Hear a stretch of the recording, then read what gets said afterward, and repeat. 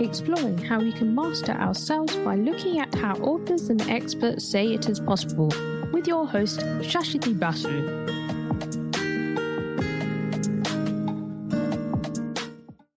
Welcome to Season 3, Episode 96 of How to Be, with me, Shashiti, as your timid presenter, guiding you through life's tricky topics and skills by reading through the best books out there. Power and authority have been exercised since the early civilizations, as societies and human nature continue to evolve and develop. Yet society today still undergoes a struggle between powerful governments, institutions, and citizens of society. Anyone wishing to install a new system of rule must eliminate resistance. The same holds for the neoliberal and capitalist order. According to Korean-born German philosopher Byung-Chul Han, the system-preserving power no longer works through repression, but through seduction. That is, it leads us astray. So we have to ask, can we ever have radical movements in the current capitalist and neoliberal structures we live in? Here is Chris on his thoughts, who is a marketer with 12 years' experience and currently works across manufacturing and hospitality.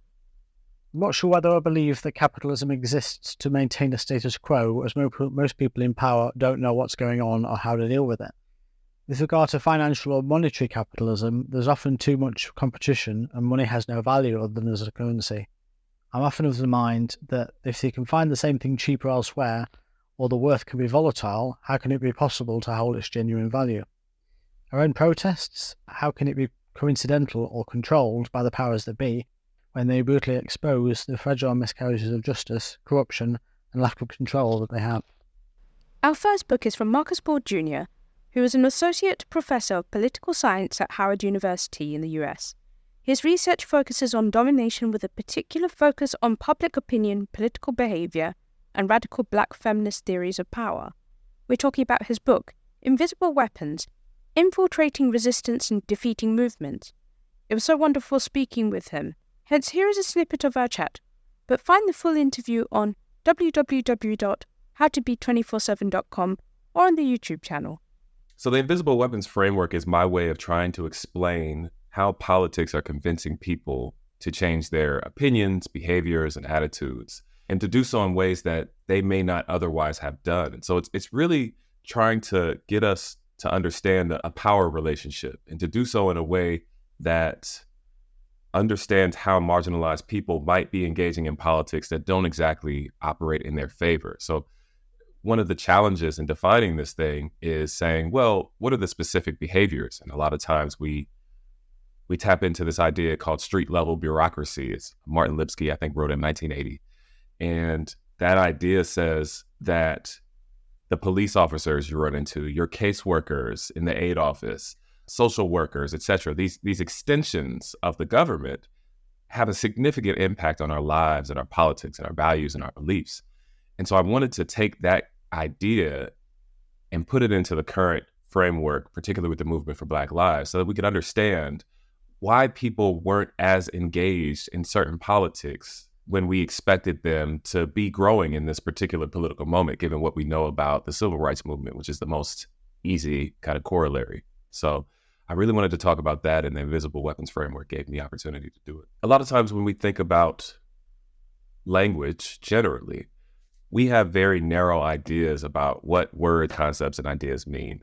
And I know it's a really broad start, but the notion of what it means to be a radical is something that has been defined and redefined and is constantly being contested in the public sphere. When I think about the notion of radicalism, I go back to the Black Panther Party, I go back to the Black Panther political party that Angela Davis was a part of. She said that the etymology of the word, the root of the word radical, means to get to the root.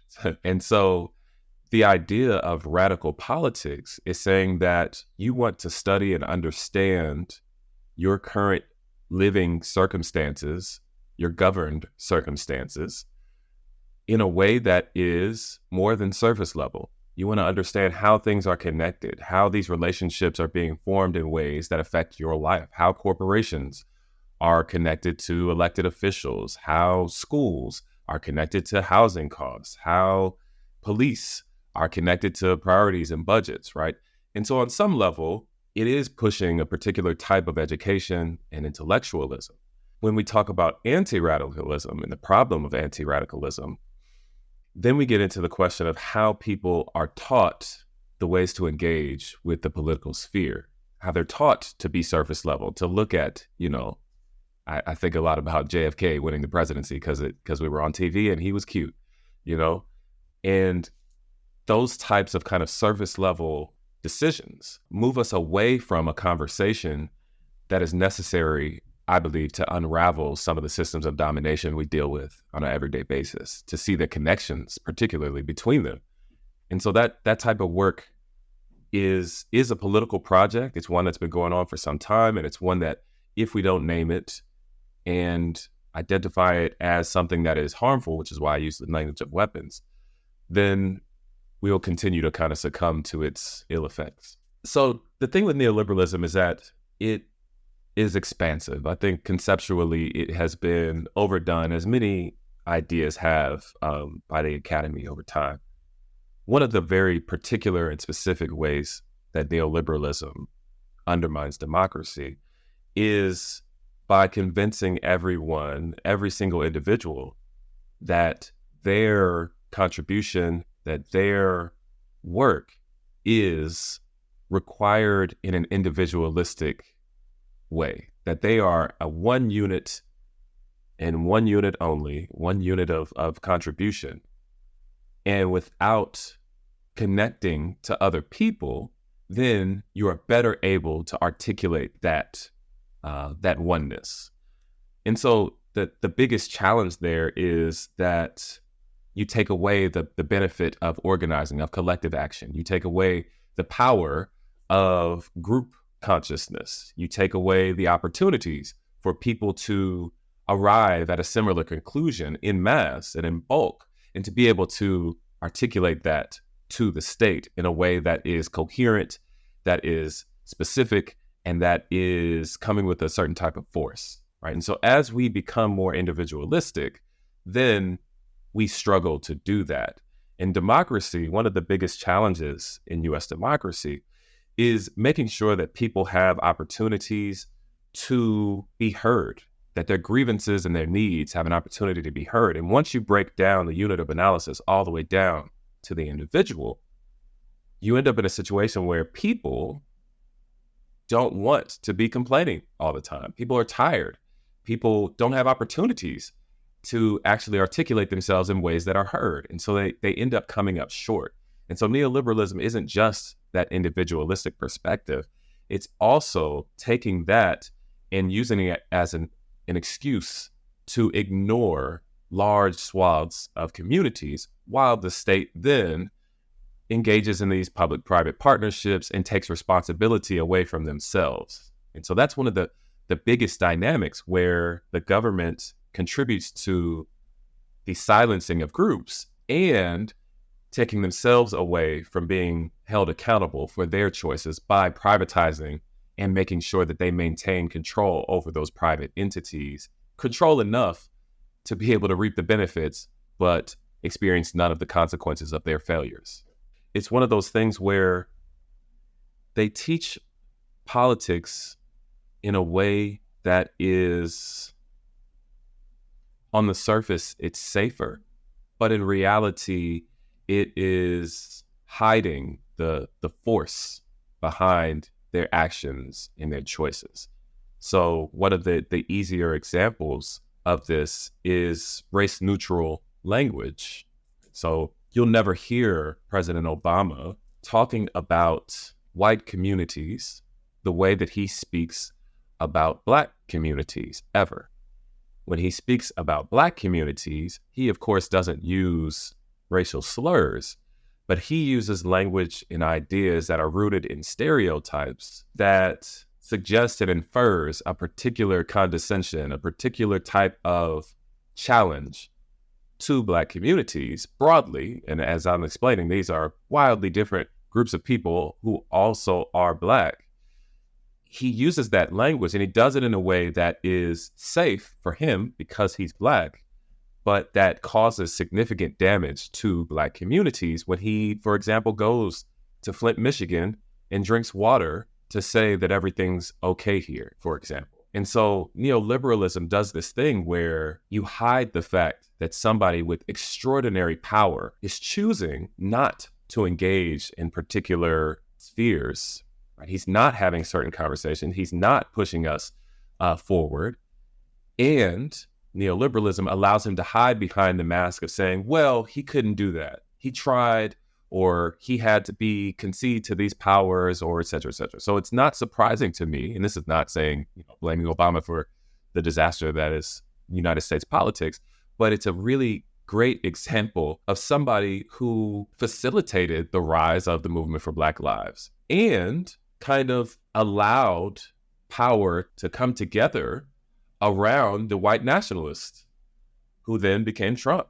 And so in his kind of passive approach to using power, we get a perfect textbook example of somebody who has significant authority, but only uses it in very particular ways. And those ways typically go towards moving people out of organized movement, but only particular people. And that is a challenge then for particularly communities of color in the US. In 2020, the movement for Black Lives emerged as a significant human and civil rights movement, rooted in Black feminist traditions, founded by Alicia Garza, Patrice Khan-Kalouz, and Opal Tometi, the creators of #BlackLivesMatter. Their goal was to push beyond performative gestures and address systemic oppression radically. The movement rejected the status quo of previous rights movements, drawing lessons from radical Black freedom struggles.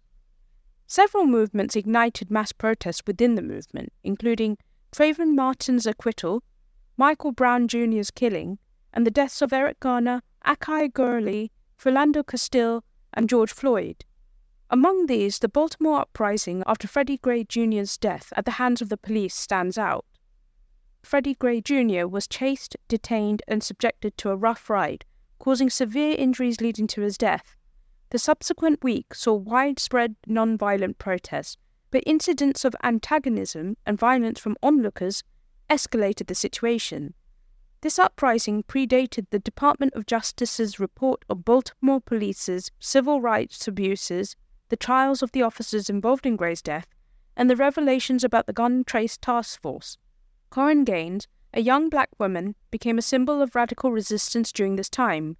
She posted on social media, emphasizing the importance of resistance, challenging stereotypes, and questioning the prioritization of violence.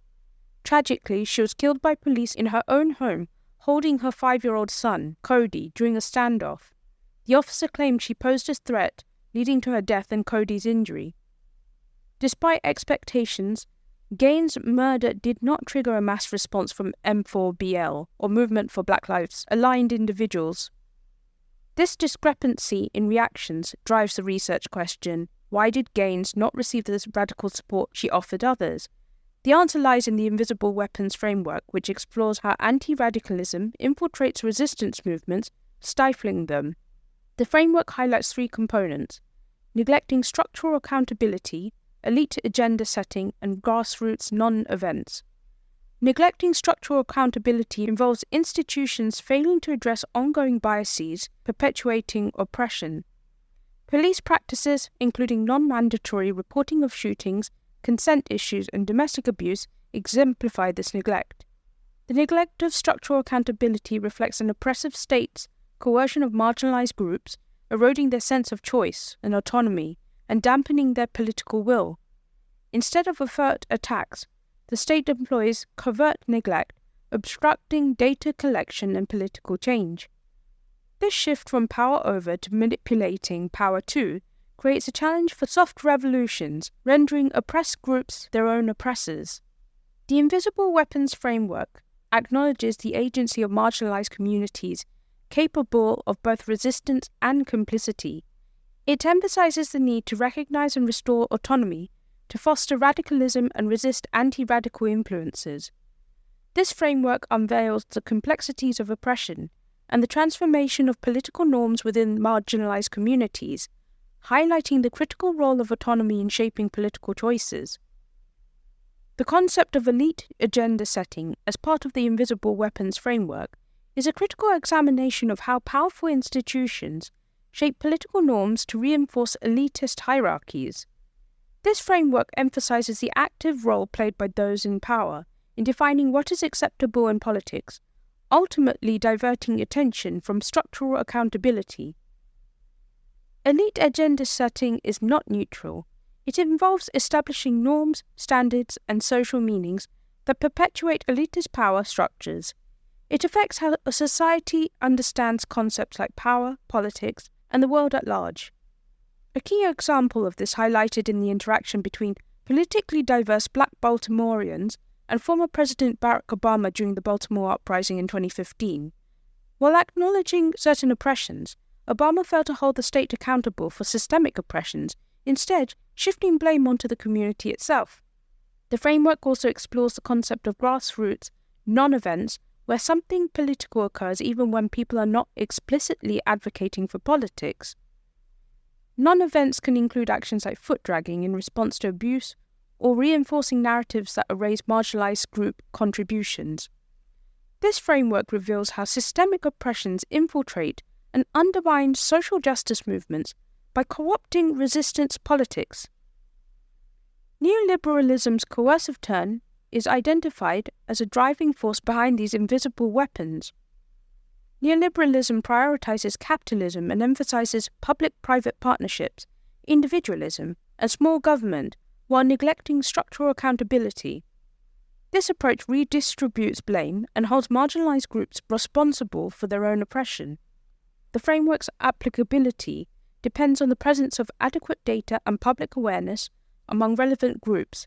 It is particularly relevant in contexts where oppressive systems subtly manipulate political engagement. The framework is not intended to predict political engagement, but to explain why certain political inputs persist. To address concerns about methodological boundaries and data limitations, the author presents a series of assumptions and clarifications. The framework's focus is on identifying political contradictions such as compartmentalized autonomy that lead to political disengagement and acceptance of domination. The author uses survey data, interviews, and content analysis to provide supporting evidence for the critical theory proposed by the Invisible Weapons framework. The limitations of traditional empirical analysis are acknowledged, as they often fail to consider underlying power dynamics and neglect manipulations of belief systems.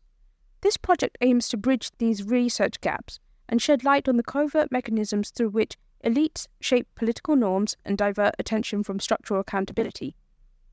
Ward Jr. delves into the roots of the movement for Black Lives and its connection to Black feminism, grassroots politics, and the concept of intersectionality.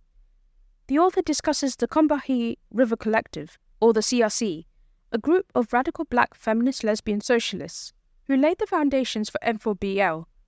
They emphasize the importance of equitable political agendas, grassroots politics, and inclusive politics that center marginalized communities.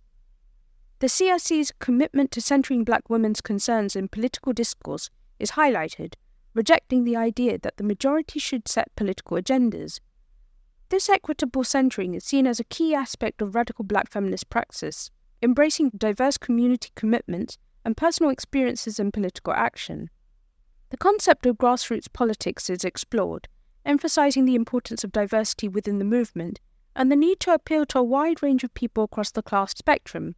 The author also raises questions about accountability within social movements. He also discusses the challenges and criticisms surrounding the concept of intersectionality, particularly its overly expansive definitions and the potential for co-optation. Political intersectionality is introduced as a way to understand how overlapping systemic oppressions can result in advocacy failures. He then concludes by highlighting the importance of consciousness raising and life-sharing processes within radical social movements. He emphasizes the need for transparency in the role of the Invisible Weapons framework in uncovering coercion and co-optation within these movements. The book also touches on issues of neglect and structural accountability within social justice networks. Beth Ritchie raises the crucial question of which communities benefit from societal changes and explores the co-optation of radical Black feminists in the women's anti-violence movement by white and carceral feminists. Ritchie argues that understanding counter-revolutionary changes requires uncovering the connections between social movements and the state. This highlights the severe consequences of neglecting structural accountability for justice and democracy. The obsession with fascism in the US, according to Ritchie, reinforces systemic oppressions through right-wing efforts, power over, and left-wing neglect, power to. The book also emphasizes the intertwining of race and gender oppressions with fascism, and its connection to mass incarceration using examples of erasure and destabilization of marginalized communities. It discusses how movements, organizations, and grassroots communities have been co-opted by oppressive political agendas, leading to a loss of political power and accountability. The concept of male violence is introduced to signify violence rooted in patriarchal structures, affecting individuals and communities. Ritchie's work underscores the need for structural accountability and radical politics within movements. It also touches on the neglect of Black LGBTQ+ communities during the HIV/AIDS crisis and the consequences of such neglect. It highlights the importance of identifying who is committed to radical politics and accountability within communities. In the context of neoliberalism, the work explores how elite agenda setting and coercive tactics affect grassroots communities. Neoliberalism's focus on market principles and autonomy is discussed, highlighting its impact on social services, policing, and corporate power, and it connects neoliberalism to oppressive policies like the 1994 Clinton crime bill, which disproportionately targeted marginalized communities. It addresses the role of rhetoric and scapegoating in maintaining oppressive systems and the avoidance of accountability by political elites. We also see the disciplining of vulnerable communities, the rejection of radicalism, and the importance of acknowledging systemic oppression to achieve true democracy and equity. He argues that conventionality and neoliberalism can hinder progress toward a just society. Ward Jr. discusses how political organizations inherently favor certain conflicts and suppress others, illustrating that organization is the mobilization of bias. The Invisible Weapons framework explores how the state's power over marginalized communities is sustained by controlling their power to challenge systemic subordination. The framework provides insights into interpreting politics during movements of inaction and non-response, focusing on neglecting structural accountability, elite agenda setting, and non-events. It aims to understand how power operates within oppressive systems. One chapter emphasizes community-level analysis using the case of Chinese and broader Asian American mobilization around the movement for Black Lives, following the NYPD shooting of Akai Gurley in 2014. The three-dimensional view of power, as explained by Stephen Lukes, is crucial to understanding political dynamics, going beyond observable conflict to examine how power influences decision-making and agenda setting. He argues that inaction and neoliberalism can reinforce oppressions, necessitating a comprehensive analysis of power dynamics. Ward Jr. explains certain groups of Chinese Americans have taken responsibility for privileges granted by white supremacy to a killer cop, highlighting the tension between manipulated political agendas and personal responsibility. The author expands their analysis to include marginalized race and gender groups, emphasizing the impact of neoliberalism on these communities. He uses survey data to demonstrate that political contradictions and oppression disproportionately affect marginalized groups, illustrating the insidious nature of coercion beyond specific events. Furthermore, the author delves into the rise of democratic socialism in mainstream politics, with figures such as Bernie Sanders and Alexandria Ocasio-Cortez gaining prominence. He examines how support for a government jobs guarantee is related to efficacy and how this support varies across racial and gender lines. The data suggests that Black and Latinx respondents, as well as women, are disproportionately represented among those supporting government intervention for jobs, while reporting high inefficacy levels. He then highlights the intricate relationship between race, gender, inefficacy, and political beliefs, shedding light on the challenges faced by marginalized communities and their struggles for empowerment. The findings underscore the need to understand systemic oppressions and their influence on grassroots politics. In his research, he showcases how people's beliefs about the importance of hard work and personal responsibility are related to their political attitudes and view on government support. The findings suggest that many individuals, especially women and people of colour, hold the belief that success is achieved through hard work and personal responsibility. These individuals also express how low levels of self-efficacy, meaning they feel they lack the knowledge and skills to participate effectively in politics. This alignment between hard work beliefs and low self-efficacy indicates a form of suppression where people take personal responsibility for their political limitations, reinforcing oppressive systems.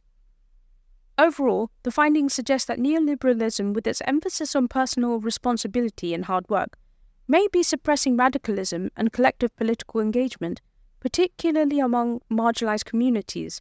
However, further research is needed to understand the underlying mechanisms and the role of the state in shaping these dynamics.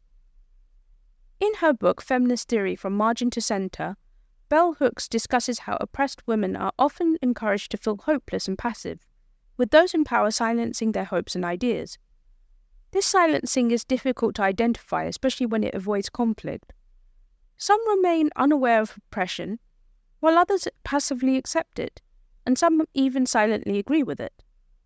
Part of the invisible weapons framework focuses on the impact of state coercion on individual autonomy, particularly within the Supplemental Nutrition Assistance Program, or SNAP. Through in-depth interviews in Chicago, Ward Jr. explores how autonomy and self-determination are crucial in understanding how neoliberalism uses coercion to produce disempowerment and disengagement.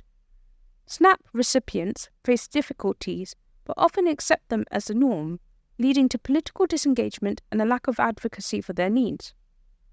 Through these interviews, Ward Jr. says power, not personal responsibility, is key to understanding political contradictions as coercion impacts autonomy and politics.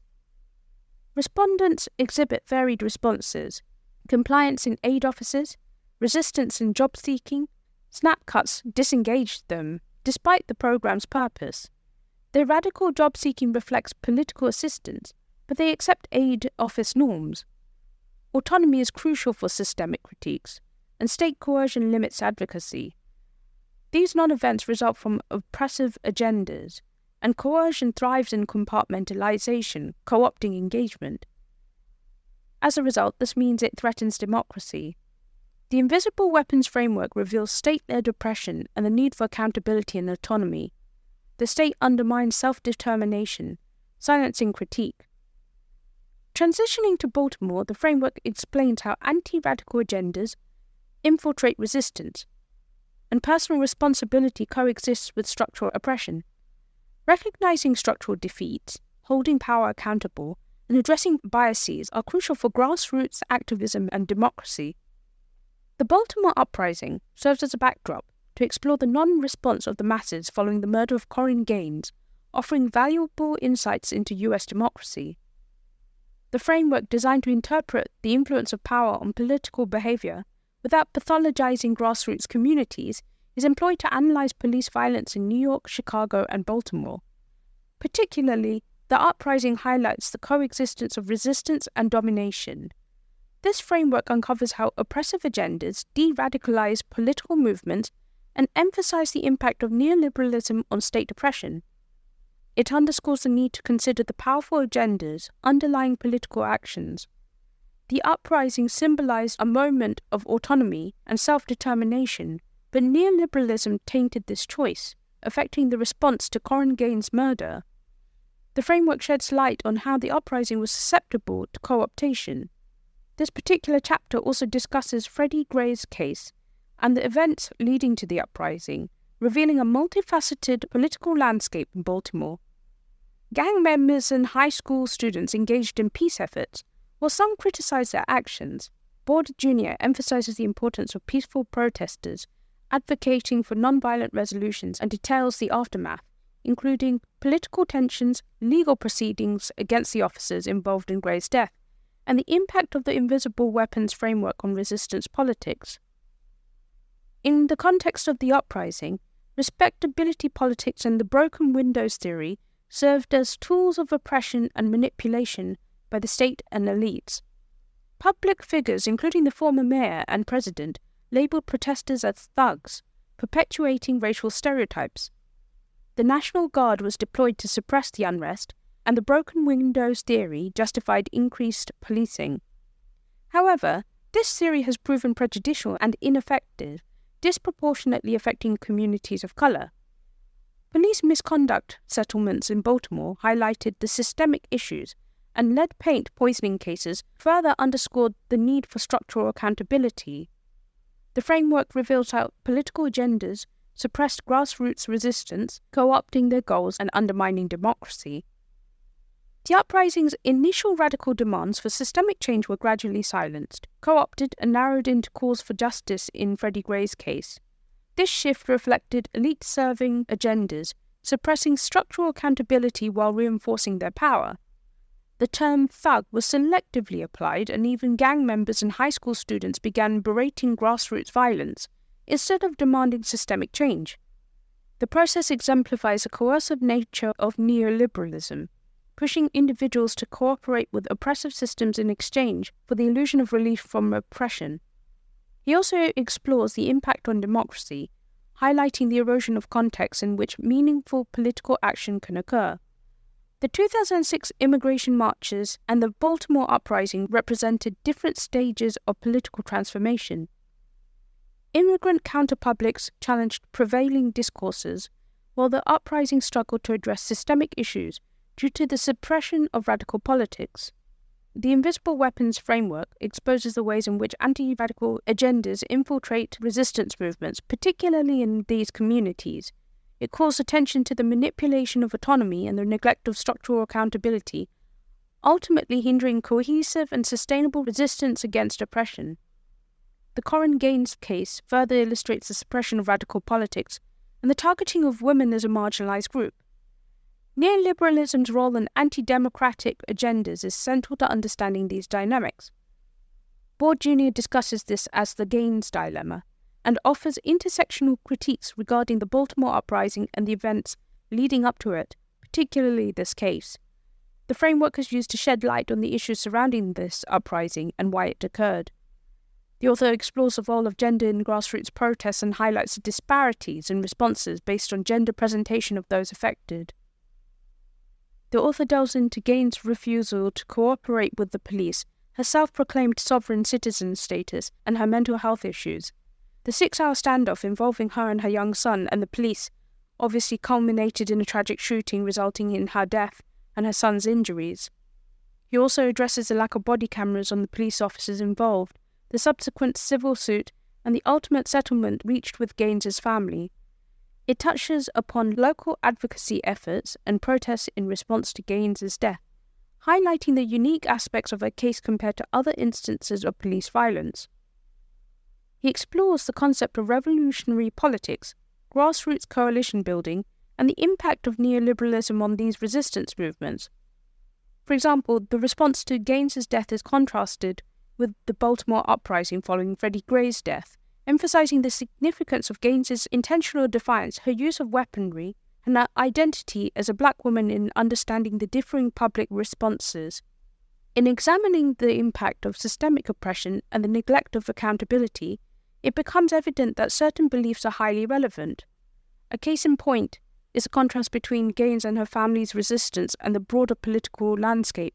When Gaines encountered police, she refused to submit to their authority and emphasized her belief that violence and politics could coexist. This defiance, framed as revolutionary, challenges oppressive powers like white supremacy and corporate capitalism. Neoliberalism, with its focus on stability and capital accumulation, opposes such radicalism. Corporate culture further suppresses radicalism, leading to a loss of responsiveness and the erosion of meaningful action context. Gaines's armed resistance distinguishes her case, aligning with historical black liberation movements. However, the neglect of her case, along with other black women's experiences, reveals the intersection of racial and gender hierarchies. Structural and representational and political intersectionality illuminate how black women's unique struggles often go unnoticed and unaddressed.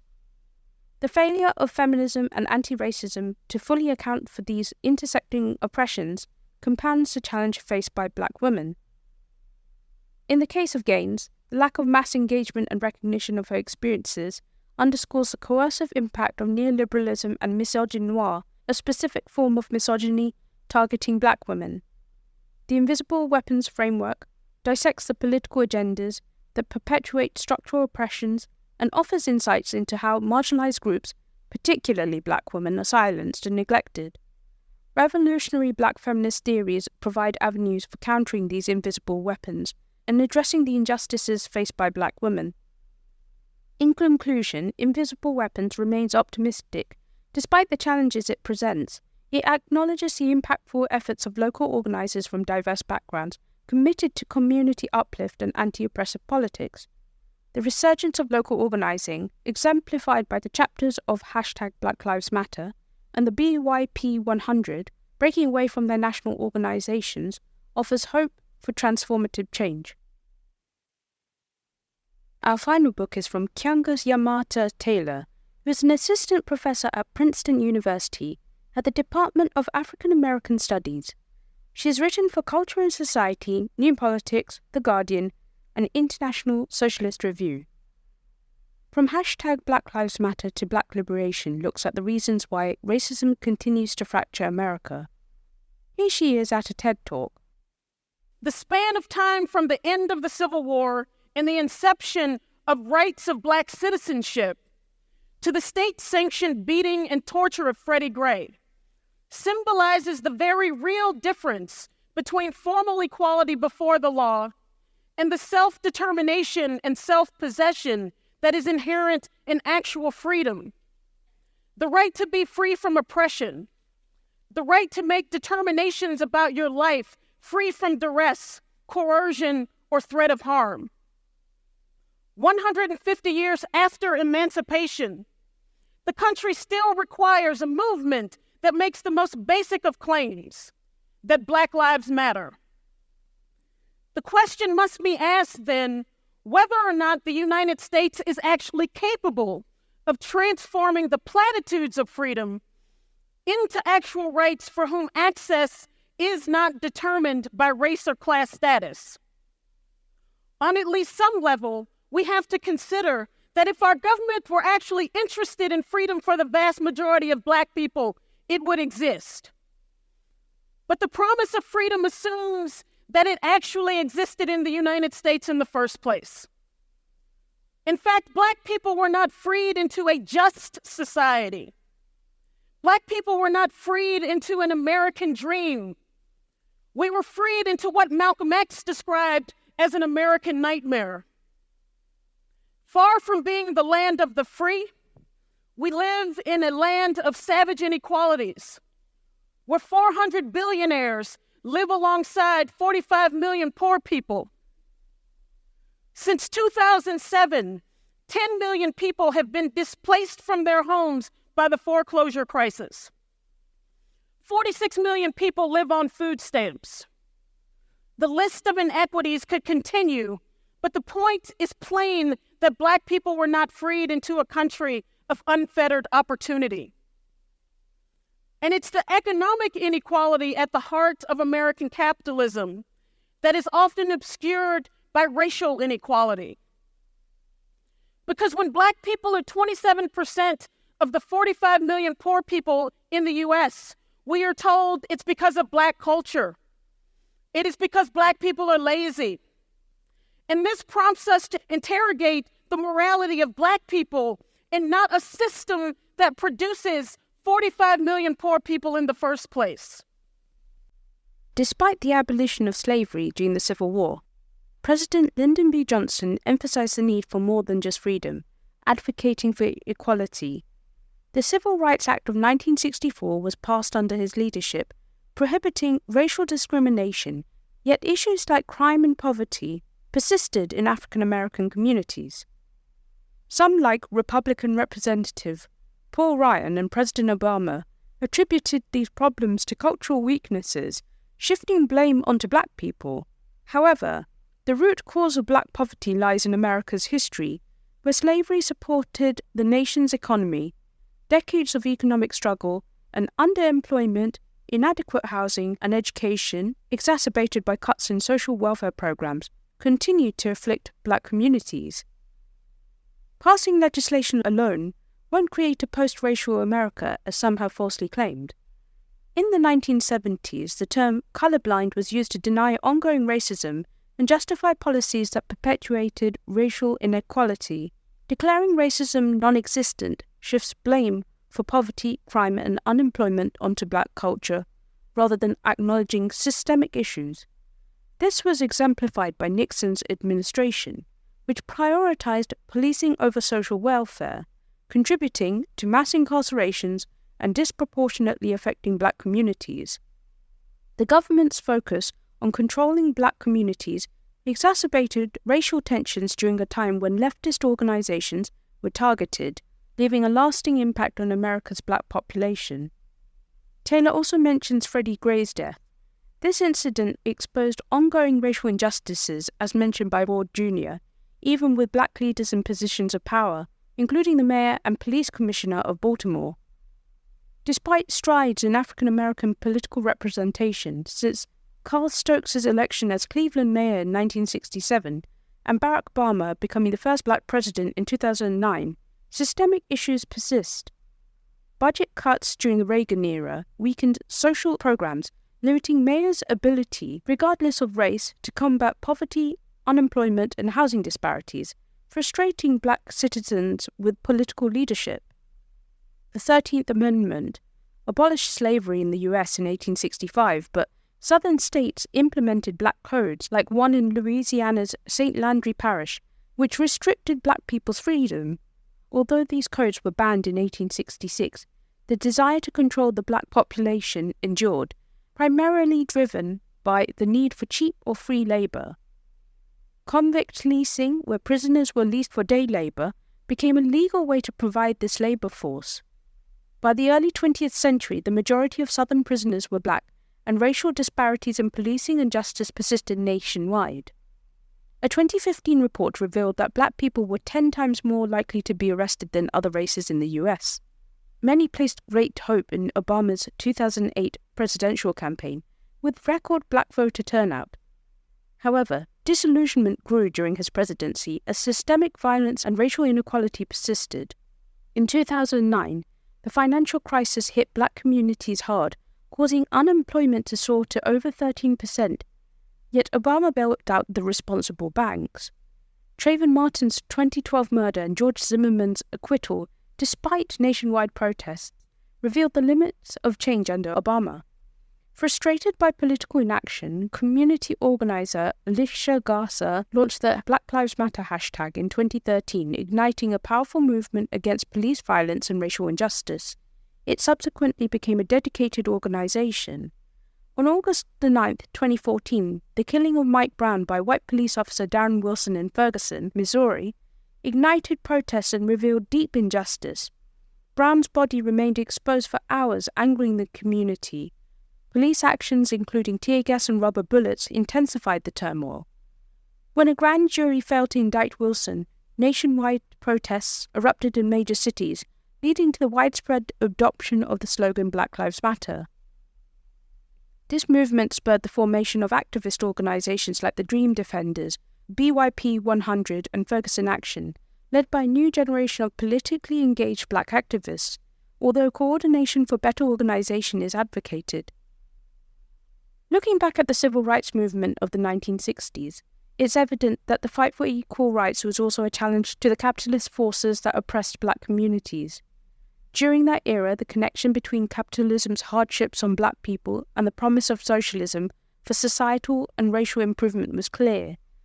Racism and capitalism have been intertwined, with capitalism allowing exploitation by the wealthy few and relying on a political system that justifies oppressing certain groups, resulting in racist ideals. Karl Marx recognized this and highlighted how racism could divide the working class. After slavery, white supremacy emerged to maintain a united front against black empowerment, emphasizing the need for unity across racial lines for genuine change. So to sum up, Ward Jr. says in Invisible Weapons that the post-neoliberal challenge lies in regaining sovereignty and self-determination after being driven into unfreedom. Invisible Weapons exposes how neoliberalism discourages questioning authority, weakening democracy. He concludes the need for structural accountability to empower marginalized groups and highlights the influence of neoliberal norms even within oppressed communities.